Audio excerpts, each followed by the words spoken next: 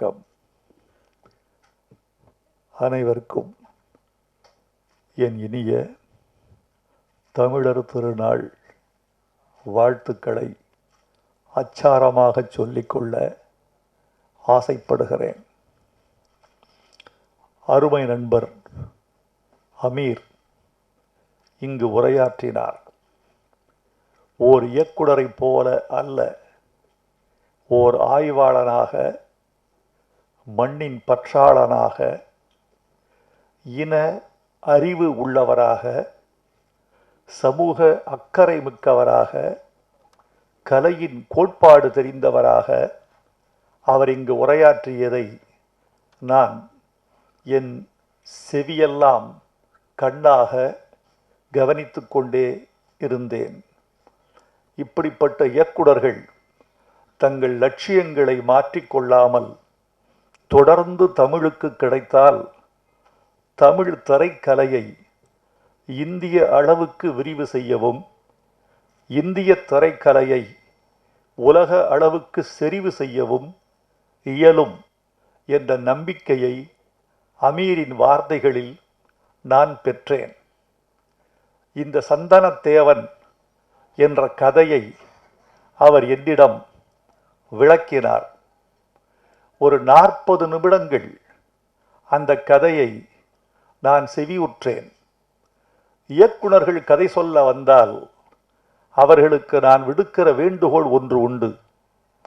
எந்த நல்ல கதையும் 10 நிமிடங்களுக்கு மேல் சொல்லப்படக்கூடாது. 10 நிமிடங்களில் சொல்லப்படுகிற ஒரு கதையைத்தான் நீங்கள் 2 மணி நேரம் காட்சி படிவம் செய்கிறீர்கள். 10 நிமிடங்கள் போதும் ஒரு கதை சொல்ல என்று இயக்குனர்களுக்கு சொல்லுவேன்.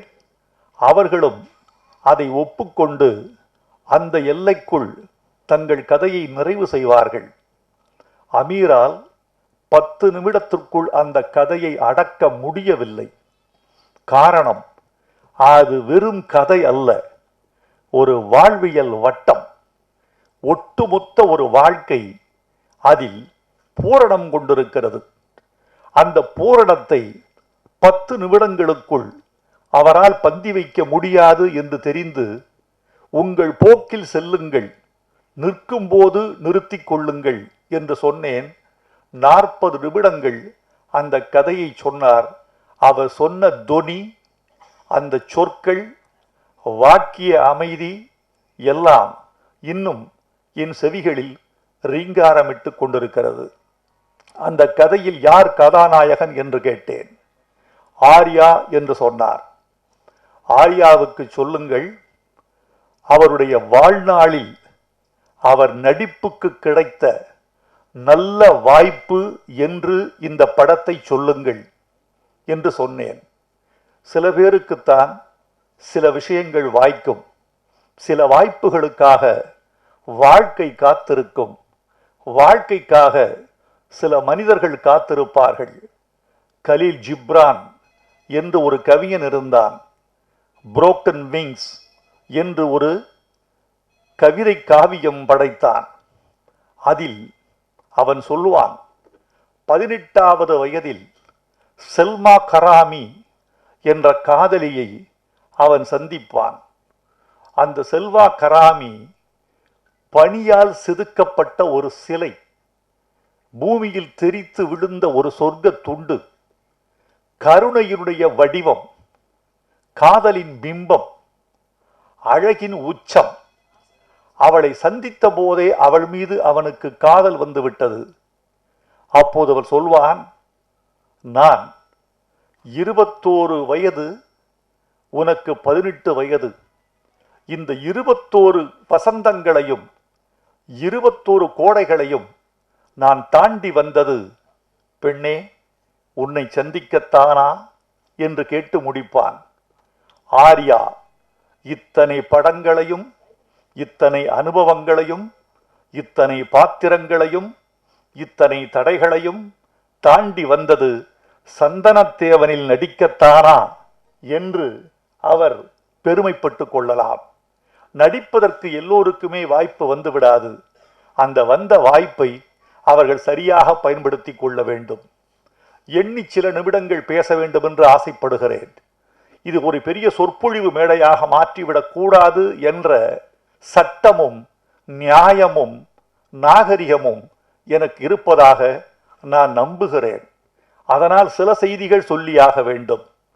இந்த கதையில் எனக்கு பிடித்த ஒரு கூறு உண்டு. இதில் 2-3 கதைகள் சொல்லப்படுகின்றன.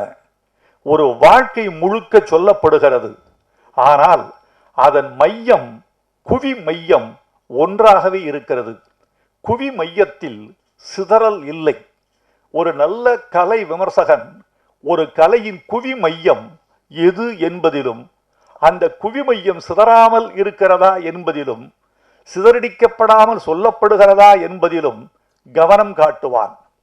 ஒரு மலையின் அழகு எதில் இருக்கிறது என்று என் 3ஆம் உலகப் போரில் நாயகி கேட்பாள். நாயகன் தடுமாறுவான். கடைசியில் நாயகி சொல்வாள், ஒரு மலையின் ஒழுங்கு அதன் ஒழுங்கற்ற ஒழுங்கில் இருக்கிறது என்று சொல்லுவாள்.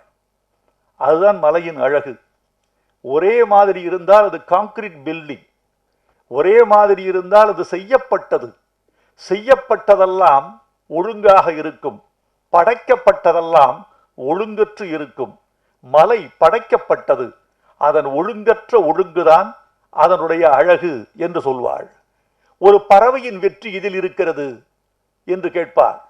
பறவையின் வெற்றி பறப்பதில் இல்லை, விரைந்து பறப்பதில் இல்லை, பறந்து கொண்டே பாடுவதில் இல்லை, குறிப்பிட்ட இலக்கை குறிப்பிட்ட நேரத்தில் தொடுவது இல்லை. பிறகு நீயே சொல், பறவையின் வெற்றி இதில் இருக்கிறது.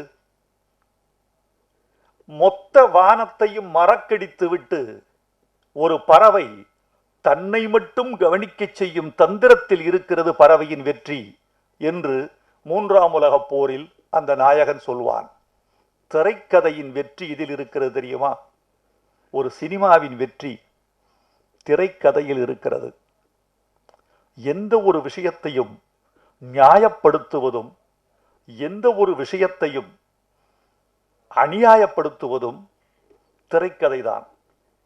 மிக மிக மோசமான ஒரு உள்ளடக்கத்தை மிக மிக நல்ல திரைக்கதை நியாயப்படுத்திவிடும். மிக மிக நல்ல மூலக்கதையை மிக மிக மோசமான ஒரு திரைக்கதை சிதைத்து விட முடியும். ஆனால் அமீர் சொன்ன குவி மையமும் திரைக்கதையும் சந்தனத்தேவனை மேம்படுத்துகிற அளவில் இருக்கிறது என்று நம்புகிறேன். அமீர் சொன்னார், நான் தடுமாறிவிட்டேன், எனக்கான அடையாளத்தை இழந்து விட்டேன், இனி நான் சரியாக இருப்பேன் என்று அவர் ஒப்புதல் வாக்கு மூலம் இங்கு சொன்னார். அமீர், உங்களுக்கு ஒரு வார்த்தை சொல்கிறேன். இனி எத்தனை படங்கள் எடுத்தாலும் நீங்கள் வெற்றியும் பெறுவீர்கள், நல்ல தளத்தில் பயணம் செய்வீர்கள். எத்தனை படங்கள் எடுத்தாலும் பருத்தி வீரன் என்ற முதல் படம் இன்னும் 50 ஆண்டுகளுக்கு பிறகும் கூட அமீர் என்ற கலைஞனின் அடையாளம் சொல்லும் படமாக இருக்கும் என்பதை நீங்கள் மறந்துவிடக் கூடாது. பாரதி ராஜாவுக்கு பிறகு தமிழ் சினிமாவில் மிச்சமுள்ள கிராமத்தின் சந்து பொந்துகளை எவன் சொல்ல போகிறான் என்று நான் கர்வத்தோடு தெரிந்த நாட்களெல்லாம் உண்டு. அதன் பிறகு பார்த்தால் ஆச்சரியம். அதற்கு பிறகு வந்த இயக்குனர்கள், பாரதி ராஜாவை பார்த்து வந்தவர்கள், பாரதி ராஜா படம் எடுத்த பொழுது பள்ளியில் படித்தவர்கள், பாரதி ராஜாவின் படத்தை பார்த்து வளர்ந்தவர்கள், அப்போது கிராமத்து வாழ்க்கையில் தங்களை இழைத்துக் கொண்டவர்கள் திரும்ப வந்து பாரதி ராஜா மிச்சம் வைத்த கிராமத்தை, பாரதி ராஜா இன்னும் பார்ப்பதற்கு விட்டு வைத்த கிராமத்தை மிக அழகாகவும் தெளிவாகவும் சொன்னார்கள் என்கிற போது கலை ஓய்ந்து விடுவதில்லை. எத்தனை பேர் சுவாசித்த பிறகும் காற்று மிச்சம் இருப்பது போல, எத்தனை பூக்கள் மலர்ந்த பிறகும் கூட சூரியனும் நிலவும் மிச்சம் இருப்பது போல, எத்தனை ஆயிரம் மனிதர்கள் வந்து போன பிறகும் கூட பூமி மிச்சம் இருப்பது போல, எத்தனை ஆயிரம் பேர் கலை படைத்த பிறகும் வாழ்க்கை மிச்சம் இருக்கிறது, கலை மிச்சம் இருக்கிறது. அமீர் அந்த வரிசையில் சேர்ந்திருக்கிறார். இனி அவர் கொண்டிருக்கிற லட்சியம் தொலைநோக்கு பார்வையோடு செல்லும் என்ற நம்பிக்கை எனக்கு இருக்கிறது. இந்த படத்தில் ஜல்லிக்கட்டு என்று சொல்லப்படுகிற இந்த வீர விளையாட்டு மையப்படுத்தப்பட்டிருக்கிறது. அதை பற்றி பேசுவதற்கு இந்த மேடை உகந்ததா இருக்குமா என்று நான் தயங்கிக் கொண்டிருந்தேன். என்னுடைய வாய்ப்பை நான் பிறழப் பயன்படுத்துவது, ஒரு மனிதனின் சந்திப்பை பிறழ்ச்சியாக பயன்படுத்துவது, ஒரு பெண்ணை சந்திக்கிற போது அவள் கண்ணியம் கடந்து உரையாடுவது, ஒரு மேடையில் தன் எல்லையை தாண்டி நகர்ந்து பேசுவது என்பதெல்லாம் ஒரு பக்குவப்பட்டவனின் அடையாளங்கள் அல்ல என்று நம்பக்கூடியவர்களில் நானும் ஒருவன். ஆனால் அமீர் இதை பற்றி வைரமுத்து விரிவாக பேசுவார் என்று சொன்னதனால், எனக்கு அவர் அனுமதி தந்ததனால், அந்த அனுமதியின் அலைகள் இந்த சபையில் பரவி இருப்பதனால், அதை பற்றி வைரமுத்து ஏதாவது சொல்ல வேண்டுமே என்று உங்கள் இருதயத்தின் ஓரத்தில் ஒரு துடிப்பு கேட்பதனால், உங்கள் கண்களில் அதற்கான ஆர்வத்தின் அலைகள் அடிப்பதை நான் பார்ப்பதனால், நான் அதை பற்றியும் சொல்ல வேண்டும் என்று ஆசைப்படுகிறேன். ஜல்லிக்கட்டு அது தமிழ் வார்த்தை அல்ல. மாடு பிடித்தல் அது வட்டார வழக்கு. இலக்கிய சொல் இதற்கு ஒரு சொல் ஏறு தழுவுதல்.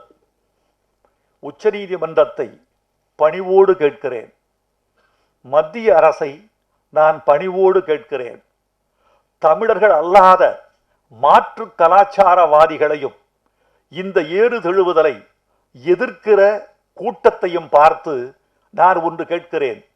எங்கள் தமிழர்கள் சொல்லில் பண்பாடு வைத்திருக்கிறார்கள். ஏறு தழுவுதல், தழுவுதல் என்றால் காயப்படுத்துதல் என்று அர்த்தமாகுமா? தழுவுதல் என்றால் வதை என்ற துன்பம் வருமா? தழுவுதல் என்றால் ரணம் நேருமா? தழுவுதல் என்றால் ஓர் உயிருக்கு விரோதமான காரியம் என்று ஒப்புக்கொள்ளப்படுமா? தாய் குழந்தையை தழுவுகிறாள், காயப்படுத்துவதற்கா? காதலன் காதலியை தழுவுகிறான், வன்முறை செய்வதற்கா? மலையின் மீது முகில் தழுவுகிறது, மலையை நொறுக்குவதற்கா? மாட்டின் மீது தமிழன் தாவி தழுவுகிறான், ஏறு தழுவுகிறான், ஏறி தழுவுகிறான், மாட்டை காயப்படுத்துவதற்கா? இந்த வாதத்தை உயர்ந்த வழக்கறிஞர்கள் உச்ச நீதிமன்றத்தில் வைத்திருக்கிறார்களா? அறிவார்ந்த வழக்கறிஞர்கள் இந்த வாதத்தை முன்வைத்திருந்தால், அந்த நீதிபதிகள் புரிந்து கொண்டால், அவசர சட்டமே தேவையில்லையே, இன்றே தீர்ப்பு வழங்கலாமே. இதைத்தானே தமிழகம் எதிர்பார்க்கிறது. இன்னொன்று சொல்லுகிறேன், பறவைகளுக்கும் விலங்குகளுக்கும் உள்ள உறவை, மனிதர்களுக்குமான உறவை அமீர் இங்கே பட்டியலிட்டு காட்டினார். உங்களுக்கு இன்னொரு வரலாறும் சொல்லுகிறேன். ஏறு தழுவுதல் குற்றம் என்றால் சிவபெருமான என்ன செய்வீர்கள்?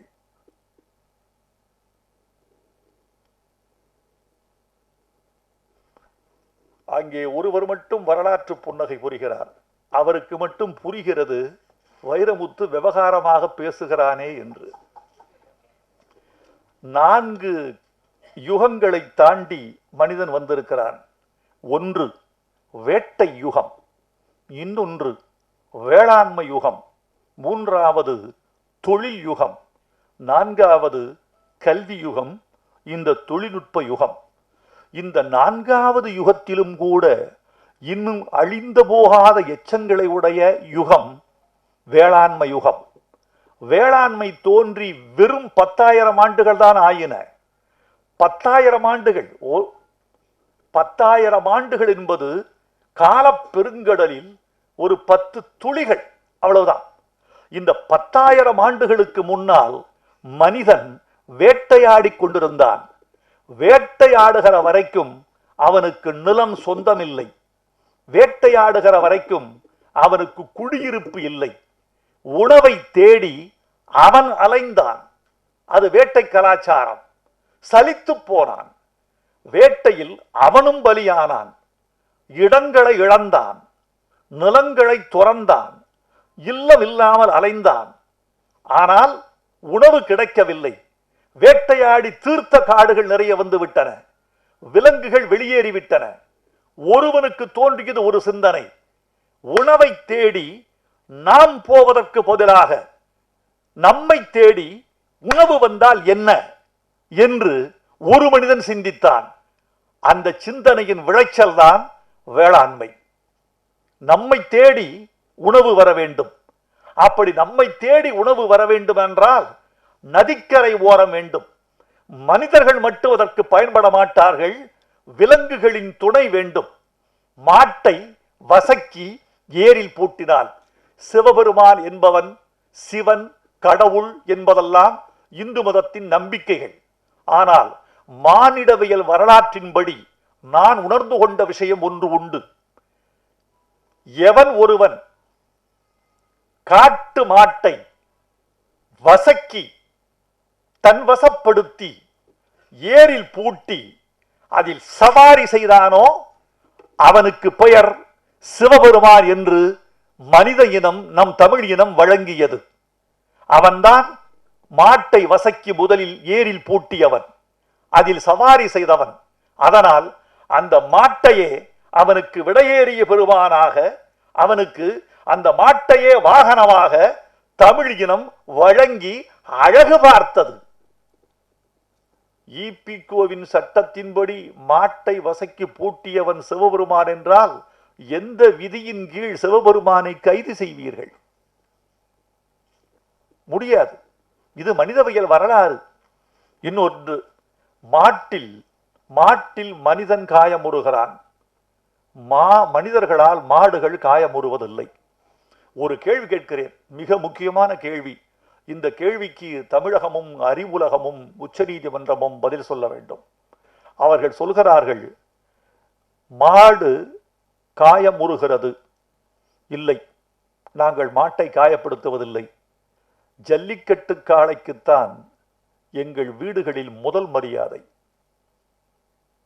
உழவன் பட்டினி கிடப்பான், ஜல்லிக்கட்டு மாட்டை பட்டினி விட மாட்டான். உழைக்கும் பெண் இழைத்திருப்பாள். பருத்தி விதை ஆட்டாமல் மாட்டுக்கு போடாமல் தூங்க மாட்டாள். வீட்டு இளைஞர்கள் பட்டினி கிடப்பார்கள். மாட்டுக்கு சோளத்தட்டை அறுத்து போடாமல் தூங்க மாட்டான். தங்களை விட தங்கள் மாடு ஆரோக்கியமாக, தங்களை விட தங்கள் மாடு வலிமை உடையதாக, தங்களை விட தங்கள் மாடு பெருமை உடையதாக திகழ வேண்டும் என்றுதான் ஜல்லிக்கட்டு மாட்டை வளர்க்கிறவன் நினைக்கிறான். இல்லை என்றால் கேரளாவுக்கு அடிமாடுகள் போவது மாதிரி இந்த ஜல்லிக்கட்டு காளைகளும் அடிமாடுகளாக போய் விடுகிற அபாயம் இருக்கிறது. மனிதனை காயப்படுத்தி விடுகிறது மாடு, மனிதர்கள் செத்து போகிறார்கள் என்று உச்சநீதிமன்றமோ இதற்கு எதிர்ப்பாளர்களோ சொன்னால் அவர்களுக்கு வைரமுத்து என்ற விவசாய குடிமகன் சொல்லுகிறான், ஆள் சாகாத விளையாட்டு என்று ஏதாவது ஒன்று சொல்.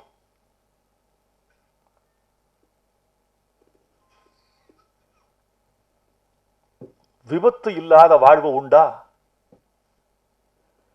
மாடு பிடித்து பிழைத்தவனும் உண்டு, கல் தடுக்கி செத்தவனும் உண்டு. பசும்பொன் தேவர் பெருமான் ஒரு முறை சொன்னார், பாம்பு கடித்து பிழைத்தவனும் உண்டு, செருப்பு கடித்து செத்தவனும் உண்டு. இப்போது கேட்கிற கேள்வி மிக முக்கியமான கேள்வி. கடந்த வாரம் தூத்துக்குடியில் ஒரு பள்ளி மாணவி, அவள் பெயர் மாரீஸ்வரி, குத்துச்சண்டைக்கு போனாள். அந்த இளங்கொழுந்து, அந்த பெண்ணை பார்த்தாலே பரிதாபமாக இருந்தது. 12 முதல் 14 வயதுக்குள் தான் அந்த பெண்ணுக்கு வயது இருக்கும். இளம் கொழுந்து குத்துச்சண்டைக்கு போனாள். குத்துச்சண்டையில் வெற்றி பெற்று, இந்த பயிற்சி பெற்று தானும் குத்துச்சண்டை வீராங்கனை ஆகலாம் என்று போனாள். வெயிலில் அந்த பயிற்சி நடந்தது. குத்துச்சண்டை பயிற்சி பெற்றாள். பெற்ற பிறகு ஒரு ஓரமாய் போய் ஒதுங்கி நின்றாள். நெஞ்சு லேசாக வலிக்கிறது என்றாள். மருத்துவமனைக்கு கொண்டு சென்றார்கள். சோதித்த மருத்துவர்கள் பாதி வழியிலேயே இந்த இளஞ்சிறுமி இறந்து விட்டாள் என்று மருத்துவ அறிக்கை தந்தார்கள். நான் கேட்கிறேன், உலக குத்துச்சண்டையை ரத்து செய்து விடலாமா? கிரிக்கெட் பந்து பட்டு வீழ்ந்தவன் இல்லையா? நீச்சல் போட்டியில் செத்தவன் இல்லையா? ஒரு சமுதாயம் இறுகி கிடக்கிறது. இறுகி கிடக்கிற சமுதாயம் கொண்டாட்டங்களை உற்பத்தி செய்து கொள்கிறது. பொங்கல் ஒரு கொண்டாட்டம், திருமணம் ஒரு கொண்டாட்டம், காதுகுத்து ஒரு கொண்டாட்டம், பூப்பெய்து விழா ஒரு கொண்டாட்டம். கொண்டாட்டங்கள் இல்லை என்றால் மனிதர்கள் நீர்த்து போவார்கள். இந்த கொண்டாட்டங்களை உண்டாக்கியதே மனித கூட்டத்தை ஒன்று சேர்க்கத்தான்.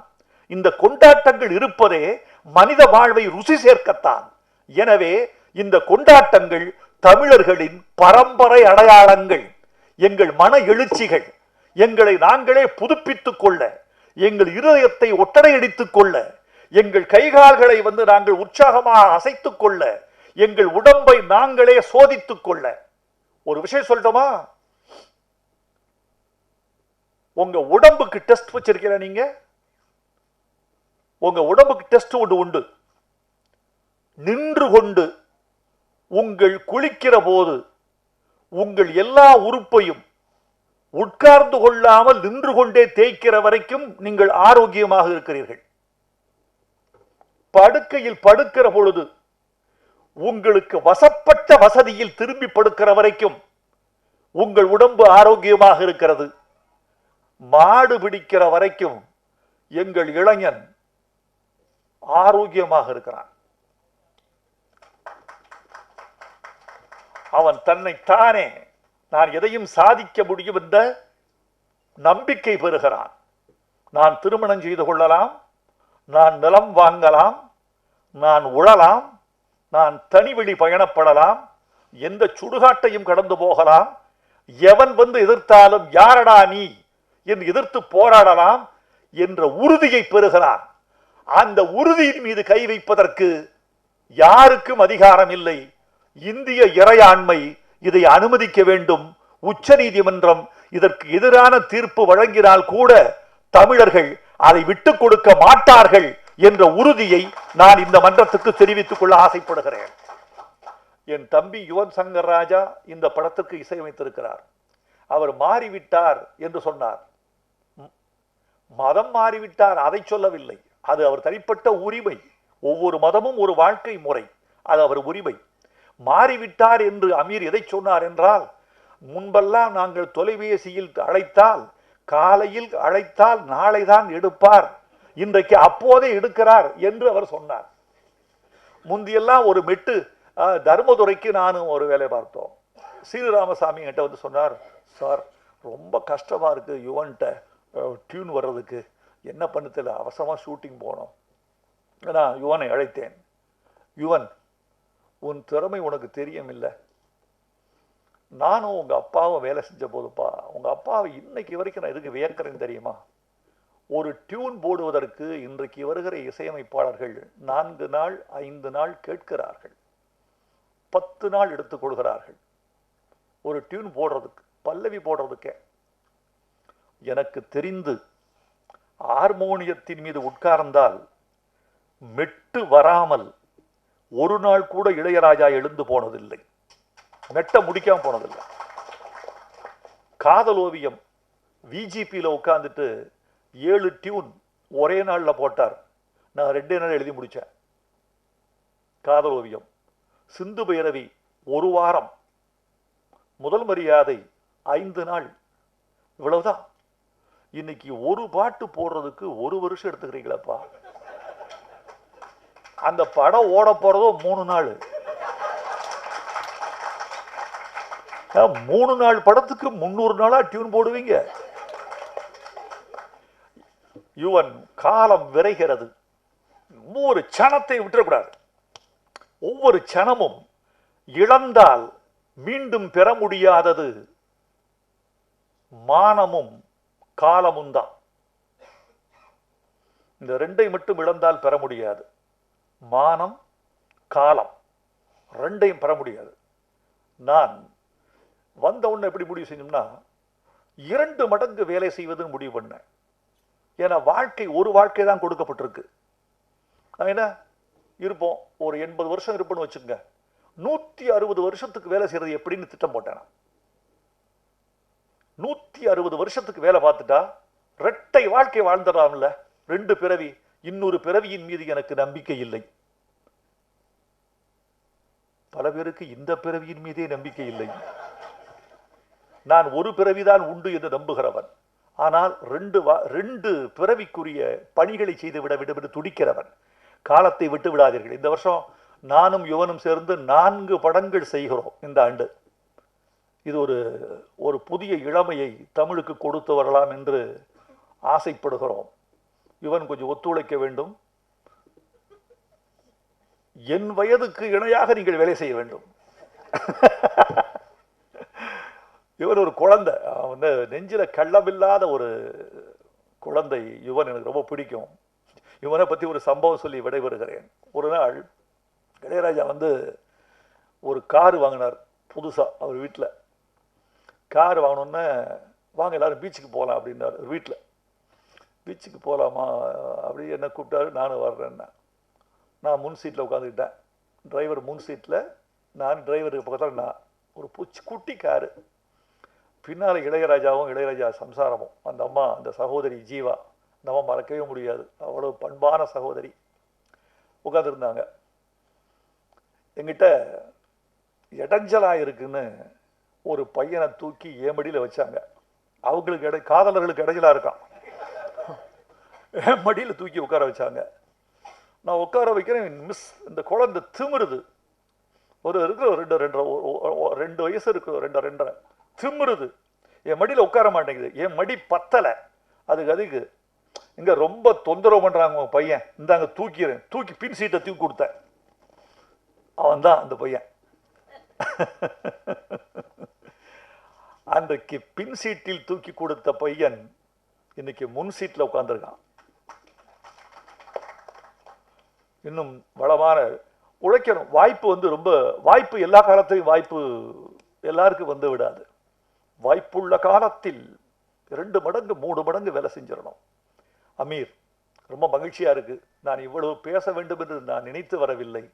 உங்கள் பேச்சு என்னை தூண்டியது, உங்கள் கதை என்னை தூண்டியது, நண்பர்களின் ஆர்வம் என்னை தூண்டியது. சந்தானத்தேவன் வெற்றி பெறும், இது ஆரூடம் அல்ல. அந்த கதை எனக்கு தந்த நம்பிக்கை. நான் ஒலிபெருக்கி முன்னால் பொய் சொல்வது ஒரு பெரிய தேச துரோகம். ஒலிபெருக்கி முன்னால் பொய் சொல்கிறவர்களை கணக்கெடுத்து பார்த்தால் நாடு தாங்காது. எனக்கு ஒரு ஆசை, இந்த ஒலிபெருக்கி கண்டுபிடிக்க வேண்டும். பொய் சொன்னால் ஷாக் அடிக்கிற ஒலிபெருக்கியை கண்டுபிடித்து விட்டால் நாட்டில் ரொம்ப பேர் மேடையில் விழுந்து விடுவார்கள். ஆனால் இந்த படம் வெற்றி பெறும் என்ற நம்பிக்கை எனக்கு இருக்கிறது. காரணமே இந்த கதை தந்திருக்கிறார். நீங்க சொன்னீங்க அமீர், இங்க பாருங்க, ஒரு விஷயம் சொல்றேன். இந்த விஷயம் முக்கியமான விஷயம். எந்த கலைஞனாக இருந்தாலும் தமிழகத்தில் நிறைய இயக்குநர்கள் வருகிறார்கள், நிறைய புதிய சக்திகள் வருகின்றன. அவர்களுக்கு ஒரு வார்த்தை, உங்கள் நெஞ்சில் அறையாத எதையும் கலை செய்யாதீர்கள். இவ்வளவுதான் சிம்பிள். உங்க நெஞ்சில் அரைஞ்சிருக்கணும் ஒரு சம்பவம். அது வாழ்க்கையா இருக்கலாம், படிச்சிருக்கலாம், பார்த்து இருக்கலாம், கேட்டு இருக்கலாம். உங்கள் நெஞ்சில் அறையாத எதையும், உங்கள் உடம்பின் வழியாக அனுபவம் பதிவு செய்யாத எதையும் நீங்கள் கலை செய்யாதீர்கள். அந்நியமாகிறதெல்லாம் கண்ணியம் இல்லாமல் போய்விடுகிறது. உங்கள் உதிரத்திலிருந்து, உதரத்திலிருந்து, நெஞ்சிலிருந்து, வாழ்விலிருந்து, சம்பவங்களிலிருந்து, உங்களுடைய அவமானத்திலிருந்து, உங்கள் வெற்றியில், கண்ணீரில், தோல்வியிலிருந்து, உங்கள் தகப்பன், பாட்டன், மாமன், மாமி, அத்தை, சித்தி, இவர்களுக்கு இவர்கள்ட்ட இருக்கு கலை. இவர்கள் வாழ்வில் இருக்கிறது சினிமா. அதை தோண்டி எடுத்து கலை செய்யுங்கள். தமிழ் சினிமா வாழும், வாழ வேண்டும். வணக்கம்.